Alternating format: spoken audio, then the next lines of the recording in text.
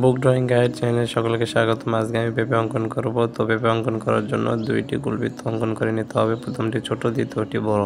তো দুইটি বৃত্ত অঙ্কন করার পরে দুই বৃত্তের মাঝখানে সামঞ্জস্যতা করতে হবে এরকমভাবে। এরকম করে হওয়ার পরে এখন আমরা পেঁপের যে নিচের অংশটুকু থাকে এই নিচের অংশটুকু এভাবে অঙ্কন করব।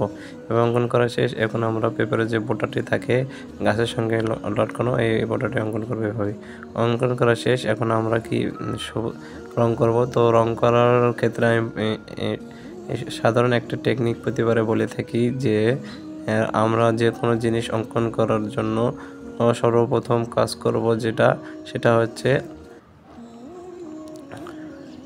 সাইড থেকে অঙ্কন করব, যাতে করে রংটি বাইরে না যায় এবং দেখতে খারাপ না হয়।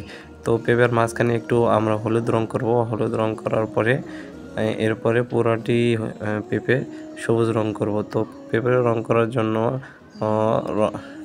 এভাবে রং করবেন যে উপর থেকে নিচে লম্বালম্বি রং করবেন, যাতে করে রং করাটি দেখতে সুন্দর দেখা যায়। এভাবে এতক্ষণ সঙ্গে থাকার জন্য সকলকে ধন্যবাদ।